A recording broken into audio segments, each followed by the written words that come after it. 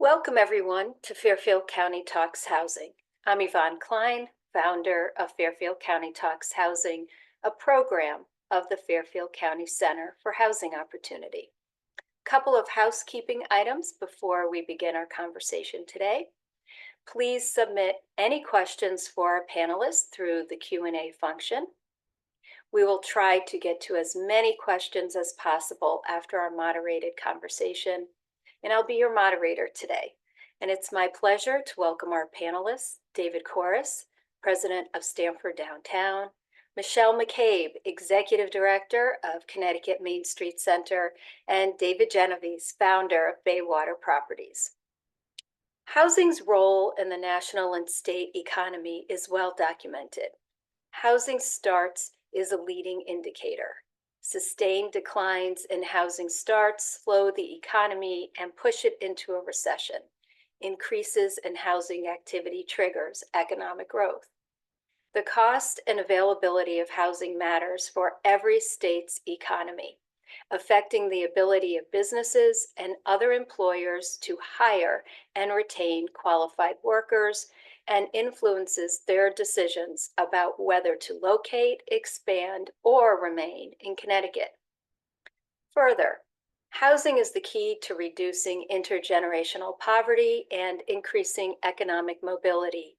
Research shows that increasing access to affordable housing is the most cost-effective strategy for reducing childhood poverty and increasing economic mobility in the United States. When looking at the gross domestic product, which is the broadest measure of the economy, housing plays a significant role. Housing share of the GDP in 2023 was 15.9%, the lowest since 2019 at 15.7%. Today, we are going to focus on the importance of housing, a variety of housing, deed-restricted, affordable to missing middle to market rate housing in our downtowns, and that it's key for the economic success of our downtowns. All of our panelists today have made investments of time, talent, and fortune by way of grants or personal investment in our local downtowns. David Kooris and David Genovese in Stamford and Darien, respectively, and Michelle McCabe in downtowns across the state. So with that, let's begin our conversation. So welcome, panelists, if you would turn on your cameras, and welcome to everyone in the audience. Our first question is for you, David Kooris. We all know the cost of housing is high here in Fairfield County. Whether it's to purchase or rent a home, middle housing is missing. We need 25,000 homes affordable to individuals and families earning less than 30%, earning 30% or less of the area median income, which in Fairfield County is $101,000, and in Connecticut, it's $83,000 a year. Land is scarce. Although when we look around, so many of our buildings in downtowns and in our towns are ripe for redevelopment and are being redeveloped, in some cases, repurposed from office space and housing. So we see redevelopment here in Darien, and we see repurposing going on in Westport from office space to housing. So if you would talk about, and that's a mouthful, so talk about housing's role in Fairfield County as an economic driver. Absolutely. Thanks, Evonne, and thanks to my co-panelists here, and thanks to Fairfield County Talks Housing for hosting this great conversation. So when I think about the economic impact of housing, I like to think of it at different scales. So, first and foremost, we can't ignore the household impact. Housing is the largest portion of your household budget. And so when it's unaffordable or beyond your means, that's just more and more of what could otherwise be discretionary income that you could be spending on local goods, outdoor dining, whatever it is that cycles back into the local economy. So first and foremost, making sure that it doesn't consume a disproportionate share of the household budget. And then when we think about the municipal scale, housing is crucially important to local budgets. We like to think about, commercial development and retail development as being big ratables, But the truth is, really, in every municipality across the state, across the region, even in places like Stamford with a large employment center, the vast majority of our land and the vast majority of our grand list and the vast majority of our municipal budget revenue comes from housing.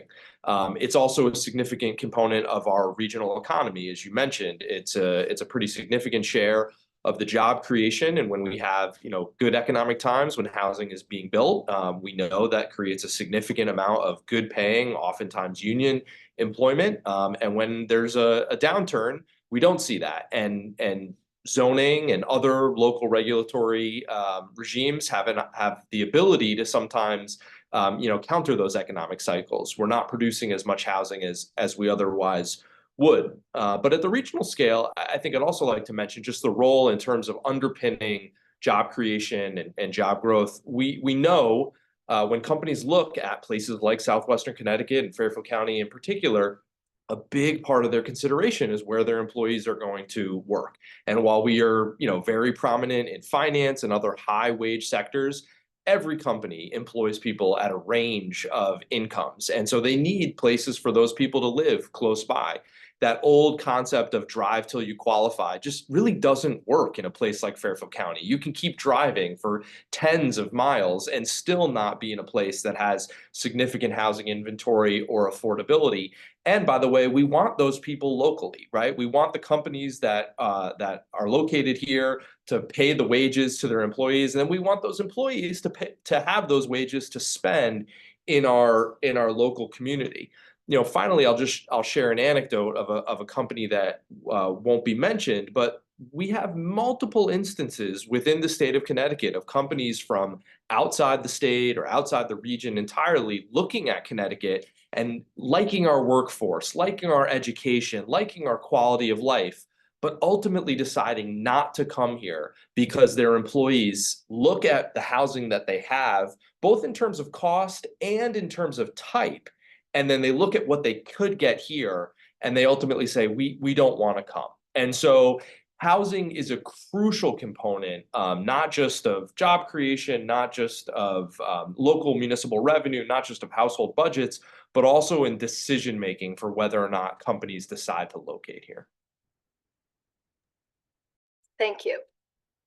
Michelle, what kind of progress are you seeing around the state in terms of housing development in downtowns, and roughly what percentage is affordable? Thank you, Evonne. Oh, good, I'm not muted. Thank you so much, and thank you to Fairfield County Talks Housing for having us come together to talk around this really important issue. Progress in terms of housing development and main streets, I think, is at, I would say, an all-time high, because downtowns, walkability are in huge demand everywhere. This is the kind of housing that a lot of different kinds of people are looking for. Obviously, our downtowns, even in our small towns in Fairfield County and in the state at large, are looking at their town centers as a place where density is more naturally occurring or can occur. Typically, there are transit options that are more readily available there. And like I said, it's incredibly popular for everyone from empty nesters looking to downsize to young people to young families to live in a community where they don't necessarily have to drive to get to all the things that they want to get to. And we found, especially as we're coming out of the pandemic, that the town centers that had a density of residential around them, they're the ones that did better. They're the ones whose small businesses did better. Their restaurants did better. Some of them actually outperformed, even with the pandemic happening, because people were staying very local. And so we saw in some communities, the ones with housing, a lot of new businesses that were coming up and entering their storefronts because of the housing being nearby.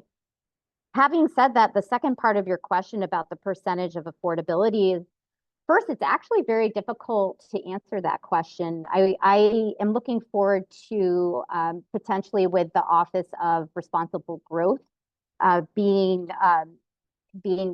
supported up at the state level, that we might find a little bit more precise data so that we can measure exactly what percentage of housing types in downtowns are affordable.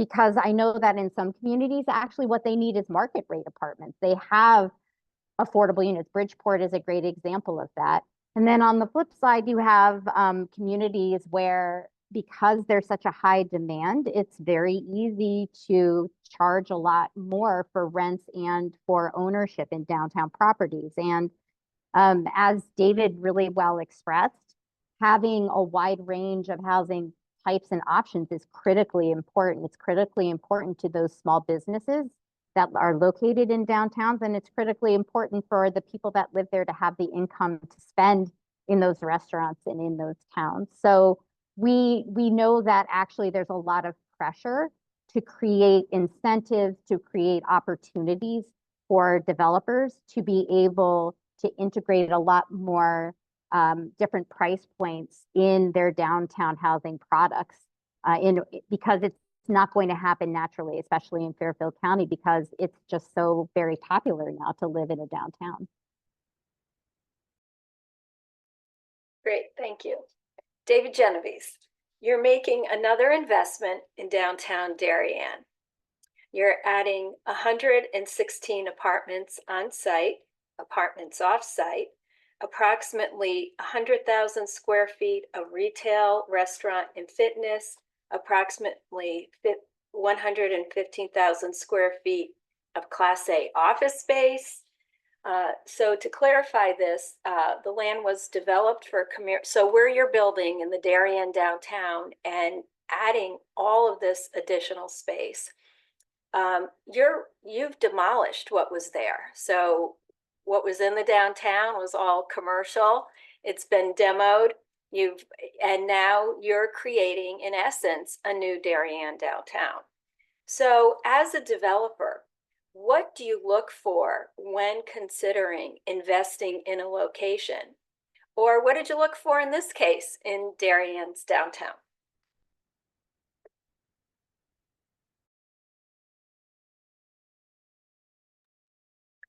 David, please unmute. Thank you. I'm sorry about that. I said, boy, when you describe it in that way, it sounds really overwhelming. But actually, you're partly to blame. And as is Michelle's predecessor, I had the good fortune of meeting both you, Evonne, a long time ago when you were running. I think you were running for first select person in Darien, and then John Simone from the Connecticut Main Street Center, who we got involved in Darien very early on, in about 2000, I think it was about 2002 or 3, to talk about how Darien could reinvigorate its downtown and, create a better mix of uses and a more functional, attractive downtown, one in which people would want to work and one in which more people would want to live. And, at the time, I think there were 2 restaurants in the downtown area proper, except for Post Corner Pizza, one of our kind of stalwarts of the town. And the downtown parking lot, the Center Street Municipal parking lot, was so empty back then that they could host the farmers market once a week in the municipal parking lot, because there was really no one coming to the downtown back then, which is really hard to believe if you come and visit today and see the vibrancy of the area. But I think what was important to us was, making sure that what we were doing, what we were thinking about, and our thinking did evolve over time, but making sure that what we were doing was supported by the town government, and having, a really good and having good and clear communication with town government around expectations and goals from the town, whether it was from the town plan of conservation and development or other just messaging that the town was giving us as to what they wanted to see happen. And I mean, as you know, having witnessed it closely, like we really tried to engage the public as much as we possibly could using, public meetings, frequent public meetings at the library and town hall, with the brokerage community, the residential brokerage community, any community group that would have us, Facebook, Instagram, all social media channels, to really hear what people wanted. And then, we worked with our team, including Vinefield Architecture and Bob Gibbs from Gibbs Planning Group and many others, Jeff Speck, over the years, to try to create a more walkable, more inviting, more attractive downtown. And we completed the first phase last year. The first 3 buildings were completed with about 25,000 feet of commercial space, mostly retail, and then 38 apartments on site, and then 12 units off site, which we built in advance of the need to build them technically for adults with special needs with different abilities. And in doing that, we partnered with Ableist, an amazing nonprofit from Greenwich, and then donated that project to Ableist, and it was fully leased within about 3 weeks. But there'll be 2 more affordable units in that project, in the project's second phase, which we hope to complete in 2026. But no, it's been a journey. It's been a journey, and I would say, I just have to say, the Connecticut Main Street Center has really been an amazing resource, player coach, management consultant, cheerleader, all these things wrapped up in one for us. And we're really grateful for the good work that Michelle and her team do. Thank you, David. David Kooris. We often hear of the drain additional housing has on our local services and local infrastructure. Please talk about the local economic impact housing has. If you could talk about how many jobs a construction phase can bring in, and I'm sure folks on this call see it where construction is happening and in their local municipalities. And then beyond the construction phase, how many permanent jobs ish or percentage that can be created. And if you could talk a little bit about the increase in tax revenue. Absolutely. I love this question because we get this kind of question so much. For whatever reason, communities come in with this assumption that housing is a drain, commercial is a gain, and don't think differentially between the housing that they typically have in abundance, single family housing, versus multifamily housing and the role that that plays in the local economics. So, first and foremost, just those direct impacts. So when we talk about, construction and permanent jobs, it obviously varies. It varies on the construction typology, whether we're talking stick built or we're talking prefab in some instances, or we're talking, higher density development with concrete, or sometimes even light grade steel. But there can be hundreds of jobs. And while these jobs are temporary, they can last in a 200 unit construction development, or 200 unit development rather, they can last 18 months. Sometimes, even approaching, just over 2 years. In terms of permanent jobs, it depends on the level of amenities, how much services are within the building, but we certainly see, half a dozen, sometimes more jobs, and that's not even including the retail or the other commercial amenities that come in alongside. We're seeing a lot more developments these days that have a co-working or even an explicit office component where the ground floor is retail, more traditional. The second floor can be more office, kind of boutique, with the residential above. And then with residentials now having, especially in a hotter market like Stamford and Darien, certainly Norwalk, having pools and clubhouses and, on-site concierge services. It's really remarkable the kinds of level of amenity that some of these buildings provide. And coming along with that are the jobs of the people that need to service that. But that's just the direct impact. And then when we think about, the tax impact or the revenue versus the expenditure, we always get these questions about, well, our firemen are going to go there so often. The police are going to be called there so repeatedly. There's going to be so many school kids, and just the facts don't bear it out. And it's so easily verifiable that it's amazing that these kind of misperceptions have stayed around for so long. We talk regularly with the police and fire department here in Stamford to get an understanding of kind of where their call density is and how often they're coming to apartment buildings. And the truth is, barely ever, right? Really barely ever are they coming in, and they have the equipment to meet it. It's possible in a smaller community that's having a taller building for the first time, maybe the type of fire truck that they have doesn't service it. Maybe they need to upgrade the level of equipment. It's also a great opportunity, though, for shared services with adjacent municipalities. Why buy a one-off fire truck for the single building when maybe your neighbors next door have it? But we won't go off too far on the shared service tangent. One of the biggest drivers of cost is school kids. And this is always talked about as, well, there's going to be so many units in that building, a couple hundred, et cetera. The school kids are gonna bankrupt the district. This has been looked at, for decades now. Rutgers does a phenomenal study where they look at the typical average number of school kids that exist in houses of different typologies, single family versus townhouse versus multifamily, also correlated to the number of bedrooms. And the truth is, the type of multifamily housing that's built, which is predominantly studios and one bedrooms, increasingly two bedrooms because of the demand for the home office, they just don't produce a lot of school kids. And I'll never forget working in a Connecticut community a little over a decade ago, and we used the Rutgers numbers and we said, look at this, we can say pretty definitively how few school kids will be generated by these units. And they said, well, we don't believe that. We've got a really desirable school district. The Rutgers numbers, those are looking across the country. People are going to double up. They're going to triple up. They're going to be sleeping on the floor because they want to get into our school district. We said, okay, fine. Let's look at what's happening right now in your existing multifamily house around your train station. And we worked with and in your downtown, and we worked with the school district, and we got the anonymized data, and we were able to replicate the Rutgers information, and we found it was no higher. In fact, it was a little bit lower. And so the truth is, families want a different unit type, and we should be building multifamily housing for families as well. This shouldn't be an anti-family strategy, but we have a lot of single family houses which meet that need, which gets to kind of the bigger point, I think, about the role of multifamily within local economic development.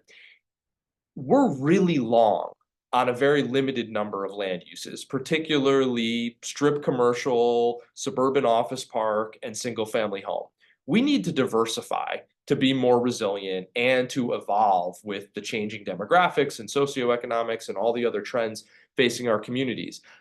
We don't have starter homes like we used to. So if we're going to have enough people to buy the single family houses that will ultimately be on the market because people are downsizing or, moving on to the next phase in life, we need future buyers built into our community. And the best way to build those future buyers into our community is to create affordable and unit types that they're looking for in vibrant, urban, walkable settings, suburban town centers, et cetera. And so multifamily, I view it as a long-term strategy to bolster the value of the single family housing stock, which really underpins the lion's share of our municipal budgets. Two other quick points that are particularly pronounced now with COVID. As Michelle mentioned earlier, in terms of having a built-in group within our town and city centers, so many central business districts are struggling with office occupancy and the small businesses that those office workers supported. We see in Stamford, we've added about 10,000 units or so in the greater downtown over the last 15 years. That means that our daytime population continues to incrementally grow, even when people are working from home, because they're working from home from downtown. So now we have some people back in the office some days a week. We have some people working from home, but they're all doing that in that same neighborhood, which has meant that the small businesses that are on the ground floor have been supported. And just as Michelle alluded to, having seen kind of generally across the state in Stamford, we had 95 restaurants going into the pandemic. We now have 115 within this neighborhood because they can tap into this diversified market of people working from home, people, having dinner out on the evening, people coming into the office, et cetera. So again, I really think of it as a resilience strategy, making sure that we're not too long on any one thing and we can, be prepared for the uncertainty that the future holds. Thank you, David. Michelle, Connecticut downtowns are also unique with a combination of restaurants, mom and pop shops, some national shops, And most of those businesses, they don't pay their employees much beyond minimum wage. You also see other kinds of businesses such as investment firms, banks, law firms, which have employees whose income can range from a part-time receptionist income, who probably would make a minimum or a little over minimum wage, to the head of the firm. So how is the lack of affordable housing affecting these businesses? And is the overall lack of housing affecting these businesses? So, again, spanning the cost of the housing spectrum from affordable to single family home ownership. Thank you. Absolutely. It is, I would say, the next big crisis that our downtowns and main streets face. I think we're finding that the first crisis, which was the exodus from them, has been solved in large part by this renewed interest in living in these walkable communities. And again, this is a smaller town to a city. A walkable center can and should function in all of them. And as David pointed out, the combination of residential and hybrid work that we're all getting used to is turning a good corner again for our main streets and our downtowns, because we're starting to see a return to some level of predictability. And I think that the enormous amount of investment that's happening with housing at the front of it in main streets and downtowns are creating that predictability that our small businesses clearly need in order to be able to be successful. However, the challenge is the workforce. And to what you pointed out, Evonne, if we're looking at a range of income for these employees of your favorite coffee shop, your favorite restaurant, the boutique that maybe is being started by an entrepreneur that's young and has like a really cool idea, the receptionist, etc., they can't afford to live close to work. So what does that mean? It means two things primarily. One thing, it means that it's harder for those small businesses to find employees. They are not going to be driving an hour and a half to work at your restaurant. That doesn't make financial sense for people to do that. And so what we're finding is that you might have a restaurant that ends up closing at the last minute their lunch shift because they couldn't get staff in to cover that shift if somebody was sick, for example. This is the same challenge that we're finding with retailers, and it's the same challenge that we're finding with some storefront vacancies where we can't find entrepreneurs to fill them, again, because the distance traveled is so vast. The second impact is on traffic. If we're looking at an entire range of workforce that has to drive into a community in order to work and then drive back home again in great distances, we're going to see an increase in traffic in our communities, which is very challenging. There was in the affordable housing plan that Greenwich put forth, for example, I was looking at the data that they presented that only 40% of the workers in their community actually live there.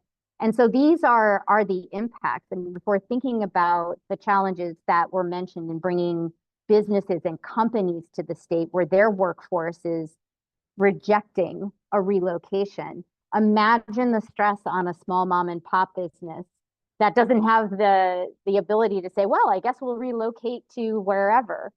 They are the Main Street business. They need the employees. And if we're putting so much pressure on them to offer whatever they need to bring these employees in, and maybe can't marshal up the resources for salaries or whatever it might be, the harder it's going to be. And so we're going to end up with a lot of very dissatisfied residents in our downtown that have no place to eat and no place to shop because those employers have no one to hire.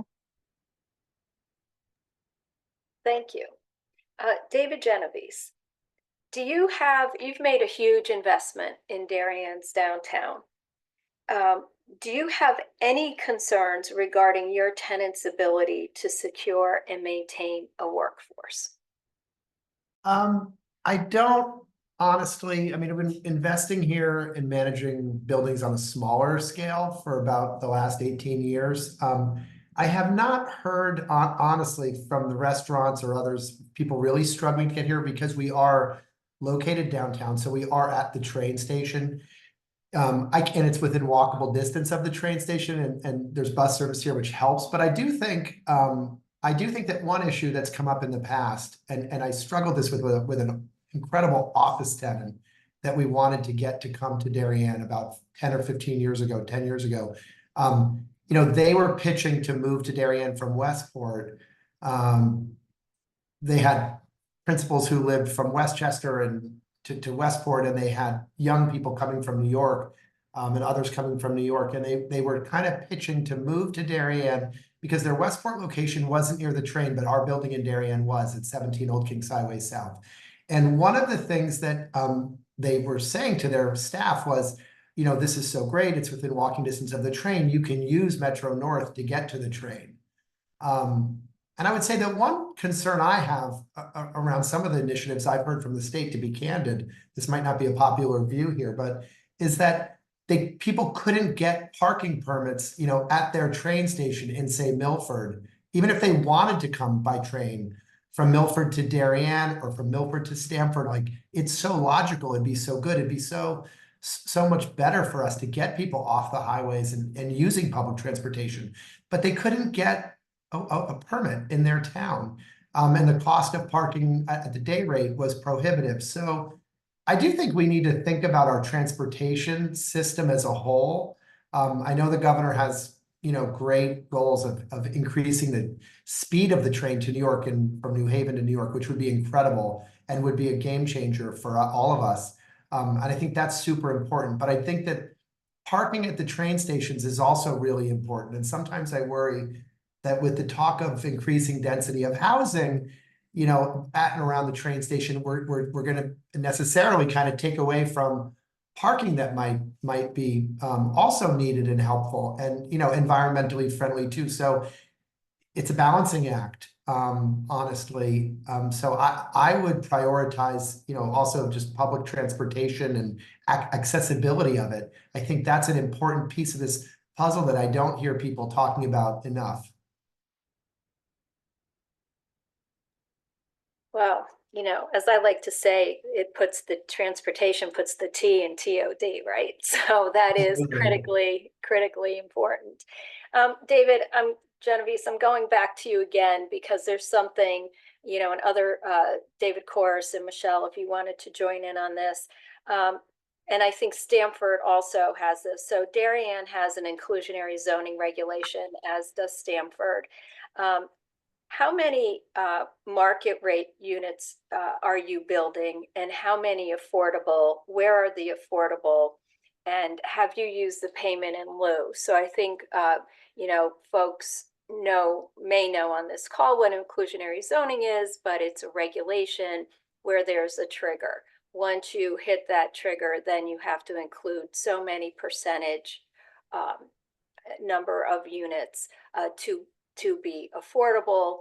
Or in Darien, you can pay in lieu, which I believe you can do the same in Stamford. Also in Darien, you could build off-site. I think that's also true in Stamford, David. So that's our inclusionary zoning regulation. So I know, you know, as a builder here, you've built a number of apartments in town. And could you talk a little bit about where your affordable units are? Have you used the payment in lieu function? Thank you. Sure. Yeah, so I think I built the first housing under the inclusionary zoning regulation. I actually was on the affordable housing. I think you put me on the committee for affordable housing, the Darien Affordable Housing Advisory Commission, the first of them, about 15, 18 years ago. I built 2 affordable units at 1020 Boston Post Road in 2007 and 8, just on a voluntary basis, to kind of get the conversation going around the positives of affordable housing in downtown Darien. We went through a lot as a result of certain applications in the town that changed things a little bit and how things could be done. But then we put that inclusionary zoning regulation in place. And when we built 745 Boston Post Road, that was an 8-unit project. And I think because it was the regulation at the time required that 12% of any number of units above 6 units would have to be affordable. We owed we could have created like a 1 unit or paid a fee in lieu, or built a unit off-site. At the time, the town had an idea.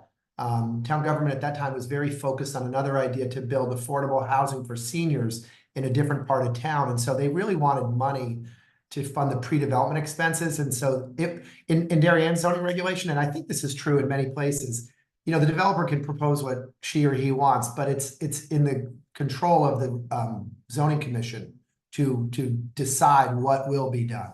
So 745, we said we'll build it on site or we'll pay a fee in lieu. It didn't make sense to build 1 unit standalone anywhere. The town wanted the cash for that pre-development funding for this other idea that ended up not happening, but our money went into the so I think we made the first payment into the Affordable Housing Trust Fund, and then they used that money to fund some of the costs associated with the Royal, which was a senior affordable project carried out by the Darien Housing Authority.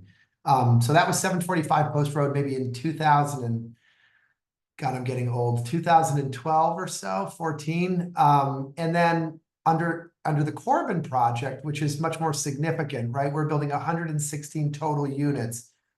14 of those units, 14 units needed to be affordable. And I have a lot of friends who have children and sons or daughters with different abilities. And I came to realize like how significant the shortage of housing is for adults with different abilities. And, Darien had doubled Allen O'Neill. The Allen O'Neill project had been, after many years of, it was time, it was functionally and physically obsolete. They knocked that down and doubled the inventory there, which was sort of typical affordable housing.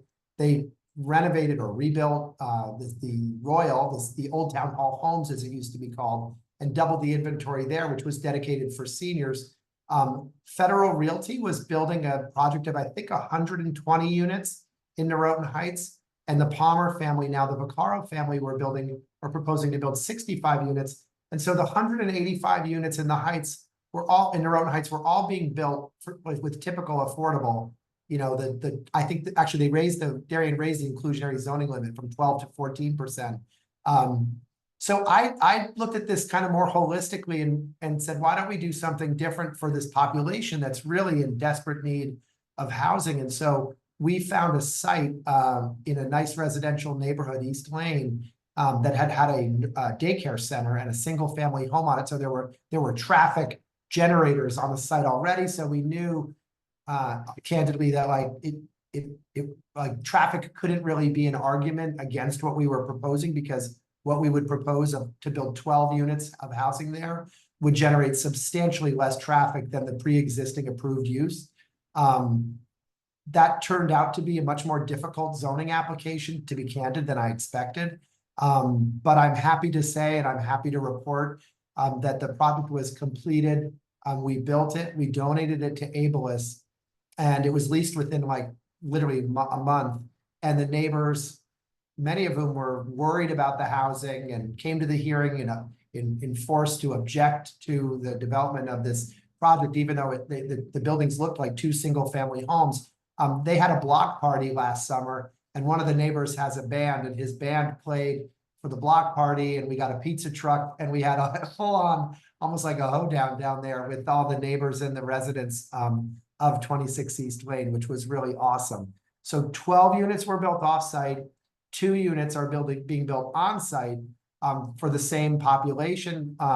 They'll be limited, deed restricted, and they have to be rented on an affordable basis to someone making 80% or less of state median income. And further, they have to have an intellectual or a developmental disability, and Ableist will manage and oversee those 2 units as well. So we did something kind of unorthodox, just because we saw this need in the community and in the region and the state.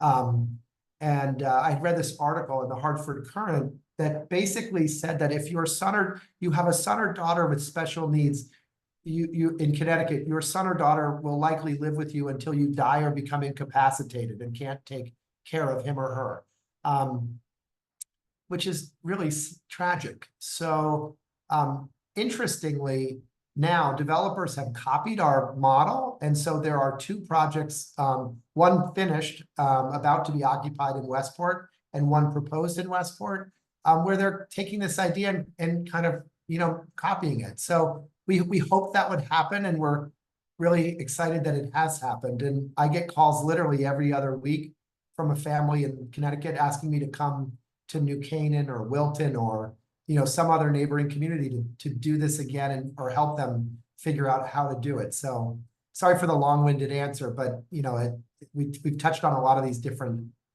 approaches over the last 20 years, and I thought it'd be helpful to give you a little perspective on it. Great, thank you. David Kooris, did you want to add? Yeah, I can give you the short story from Stanford's perspective.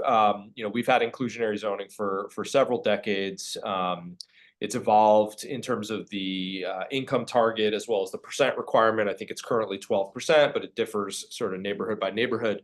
But a recent analysis found that it had generated just over the last, I think decade and a half, over 600 units, which is really a phenomenal amount of affordable inventory that when you think about the amount of public subsidy that would have been required to mobilize that number of units that didn't require a single public dollar, it just leveraged market rate, is really, really a testament to the program's success. You can build it on site, you can build it off site, and you can pay in lieu. It's not been without controversy. There's been a lot of concern about the payment in lieu, largely because of timing of unit delivery, right? The money can sometimes sit in a pot and it takes a little while. There's a new housing trust fund that should expedite that. All the research I've looked at has been pretty clear that there is an appreciable benefit to integrating affordable units into mixed income neighborhoods. There is no additional upward mobility benefit from mixed income buildings. And so if we can get more units at a lower cost within the same neighborhood while not requiring it within the same building because of construction costs and typologies, then that seems to be a win. And Stanford is definitely looking at that greater flexibility. Great, thank you so much. It's a great as well. I love the discussion of inclusionary zoning, and the integration is really key to the community. One more thing about it real quick, just because David mentioned the block party, and I don't want to forget, I ran into a colleague recently who works for the city of Cambridge in Mass, and they actually subsidize block parties as a way to get neighbors to meet one another and create those relationships that create resilience, et cetera, et cetera. So it's fantastic that happened. We should probably do more of it to help folks understand that, the people that live in the multifamily down the block are maybe just like them. The key is to get have a neighbor who's in a band too. You got to have a member of the band in the neighborhood. You're really upping the ante here. But great. One thing too that I would add to that, David, is in Darien it was interesting. I mean, and I think that this inclusionary zoning regulation was well structured. I mean, like I said, the zoning commission has the ability to determine and dictate effectively like what we do. Payment in lieu, on-site or off-site, based upon the circumstances. And we're free to propose an idea, but they're free to reject it, and we have to live with that. When we did 745 Post Road, Darien had a specific project in mind. And I think the logic that they had was they could take I think it was $264,000 and use that $264,000 to create, but I can't remember now, but maybe it was 20 units. So they were leveraging that money. It was versus like just the creation of one unit. So the same development, 745 Post Road, could be the catalyst for 20 as opposed to one. But when we got to Corbin and when Federal and the Palmers and Vaccaros got to Corbin, which was a few years later, the town. And I was really proud of the town, candidly, because I think that there was always a knock on Darien that like they didn't want affordable housing and they were against it. And they come out with pitchforks and torches and so on and so forth. The town said to all of us, we want units. We want units in these projects. And further, I would add, when the town tweaked the inclusionary zoning regulation and went from 12 to 14%, there was no opposition whatsoever from developers or residents. So I hope and I pray that over time, people will see the work that's been done and really look at it and appreciate it, and the facts of, like your story, David, of like, you know, pulling out the numbers, the data from what existed in downtown and comparing it to the Rutgers study. Like, I think facts and data and experience are so important. And when people see what's happened, they'll become less fearful. It's normal human, it's human nature to fear the unknown. And maybe there's darker corners of the society, like where people have a different view, but forget them. I just think, you know, successful outcomes, things that work, you know, will take away the fear and the worry. And yeah, that East Lane project, the house next door, it's a street with just 3 buildings, 1 single family home, and then the 2 buildings that we built for ableists. And that single family home, everybody said, oh, this is going to negatively impact the property value. It's going to negatively affect me. That single family home sold last year for, I think, $1.5 million. It's a Saltbox Cape. So when I saw that sale take place, I thought that certainly disproves the worry or the theory that what we were doing was going to negatively impact property value. Yeah, and as you know, David Kooris mentioned earlier, the studies are decades old, and same studies exist. And to your point, David Genovese, that these are just myths that need to be debunked, right? The school children, as well as the negative impact on property values. So I'm going to go to a couple of questions from our audience. Stamford and surrounding municipal developers have stated that the cost to convert a small office building into apartments is prohibitive. Are the municipalities doing anything to incentivize these developers to invest in these types of projects rather than large high-rises? Yeah, I'll take a stab at that. I don't know of any municipal scale incentives that yet exist to encourage office to residential conversion. It's interesting to hear that it's cost prohibitive because we've seen a fair amount of examples, and not just in the post-COVID era. I mean, we're seeing some pretty substantial examples of office buildings being torn down for much larger developments. But if you look on, say, Summer Street in downtown Stamford, where there was a lot of Class B and C buildings up on stilts over surface parking, a lot of them were converted to residential over the course of the last 20 years. There are federal incentives, although they haven't yet been as well utilized as we'd like to see. But I do think you'll see more of that as the tax revenue and assessed value of office properties continue to shift. There will be the impetus for towns and cities and state governments and the federal government to a lesser extent to kind of put their money where their mouth is to offset that loss. Great, thank you. David, back to you. Does the city of Stamford offer tax breaks and grants to developers who provide affordable multifamily housing and home ownership projects? Yeah, so the primary local mechanism for affordable housing is the inclusionary policy that we discussed earlier. Some limited number of fully affordable developments do get a tax break to reflect the income potential associated with those units. And then as we said, many developers pay in lieu of their inclusionary responsibility, which goes into a newly created housing trust fund, which is a source of capital and soft cost for developers. So that's kind of the 3-pronged approach. Inclusionary, housing trust fund, and then fully affordable units have been granted discretionary property tax reductions. Great. We have about 9 minutes left, and there's a question here that I think will take some time to discuss, or maybe not. There's a question here. How do we bring Bridgeport into this conversation? mean, this is a Fairfield County conversation. Bridgeport is part of Fairfield County. It's the second poorest city in the state. Hartford is number one. How do we bring in a city like Bridgeport that has a great deal of affordable housing, a high percentage of folks who are poor? So how do we bring them in? I could take a first stab as the former planning and development director for the city of Bridgeport from 2012 to 2016. Oftentimes it can feel like separate worlds, but it is very much the same region, same county, same labor market, same housing market to an extent. I think we're seeing Bridgeport, we always say it's on the cusp, but during my tenure, we developed hundreds and hundreds of units downtown within walking distance of the train station and former industrial buildings like Cherry Street Loft.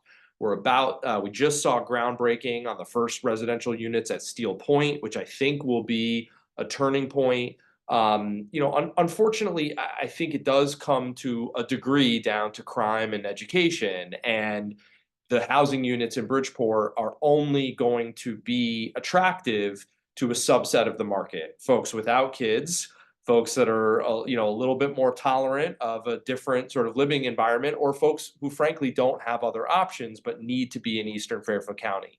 And I say that to say it's not just about unit creation. It's a holistic approach to ensuring that places like Bridgeport are viewed and realistically are places of opportunity for a broad subset of society, so that people want to live there and not just in Black Rock or a limited number of neighborhoods.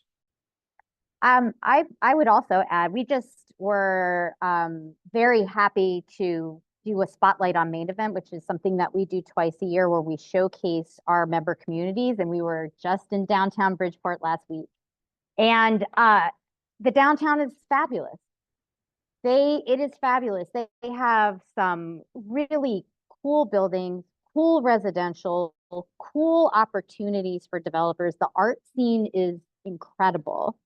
Skateport is an outdoor skating rink that is super popular. The public art is spectacular. I think that Bridgeport is great. And I also wonder, like, what does the question mean about bringing them into the conversation? I mean, I have to say, I don't really understand what we mean by that, but I think certainly I think there's a lot of attention that should be brought to Fairfield County to get folks into Bridgeport and enjoying it, no less moving there, because I think they'll discover that, and I think a lot of people are discovering it, especially with the folks coming in from New York, from Brooklyn. I mean, Bridgeport's like, I lived in Brooklyn. Bridgeport's like Brooklyn in a lot of ways, and I think that it's a very attractive, community. And I think that we would be really well served to continue to build bridges between the main streets up and down the train line, for example, to Bridgeport, and seeing a lot more cross-fertilization, because I think that would be a tremendous boon for all the communities in this part of the state. So this question is for David Genovese, but I think you could all chime in with 5 minutes left. David, your project in Darien is fabulous and fantastic for the community. However, I believe that you've been working on this project for 18 years. Your hair wasn't gray when you started. There is a huge need for affordable housing, and we can't wait 18 years for new affordable housing projects. Can you talk about zoning and other challenges and what we could do to speed up projects like this to produce the affordable housing we need sooner? So I think this is sort of a lessons learned. So if anyone else on the panel would like to jump in. So, in short, how can we speed the process up? David, we'll start with you, David Genovese. Well, that's a good one. So yes, it's been actually 19 years this year that I've been working on this project. But in fairness to the town of Darien, a large number of those years was spent on the assemblage of the property. So I think we were technically in zoning for about 2 years, you know, which was long and expensive, really expensive. And that is definitely an impediment for projects because, you know, candidly, most developers don't have the patience for that kind of arduous, expensive, lengthy project. I honestly believe that, you know, in our case, it was just such a significant project. You know, if you're a zoning commissioner, the problem to me was more, you know, the worry by the zoning commission about were they going to make a mistake. As I always say to people, I try to put myself in the other person's shoes when I'm presenting an idea or doing anything in work or life. You know, if you're a zoning commissioner, you feel like you have limited upside if things work out. And, you know, you're not really part of the success of the project, which I think is wrong. But you're also you know, you have a lot of downside if people don't like what you've approved. You go to the grocery store and your neighbors bark at you and get upset with you over how, you know, how could you possibly have approved this or that, you know, in or around my house or my neighborhood and so on and so forth. So I think it kind of goes back to what I said about East Lane before. I think having projects deliver and not having the impact that people feared, whether it's on schools or traffic or the environment and those things that people, I think, sincerely worry about. With the experience of time and the delivery of projects, I hope and I believe that, you know, the worry will become less and people may be more demanding. And again, we're going to have to visit and see where we are when all these things are done in Darien. We have seen an incredible amount of housing developed or in the process of being developed in Darien by historic basis. By all accounts, it's an enormous amount of housing, and we're creating much more diverse housing than this town has ever really had. So I think it's got to play out, but I'm hopeful that with the experience again and the outcome seen and visible and analyzable, there'll be less fear. And I do think that this will self-correct. I do believe that. I know that's an optimistic view, but you have to be optimistic to do what we do for a living. And I do believe that that's what will happen. And I hope other towns will come look at what happened in Darien or what's happening in other places and see and make decisions accordingly. We have 1 minute. Did anyone else want to add a 30-second answer? Have a conversation about neighborhoods, not individual projects. That's a good point. Well, great. Well, thank you all. Really appreciated this conversation today with all of you. So thank you to our panelists, to our audience, and to our sponsor, the Housing Collective, and to our partners, the Partnership for Strong Communities and the Fairfield County's Community Foundation, as we work together to deliver safe, equitable, affordable housing solutions for families and individuals across Connecticut. So stay tuned for a 2024 legislative wrap-up. We have that scheduled for Friday, May 17th at noon, another webinar. So hope to see you there. And thank you again to everybody. Have a great day. Bye-bye. Thanks for having us.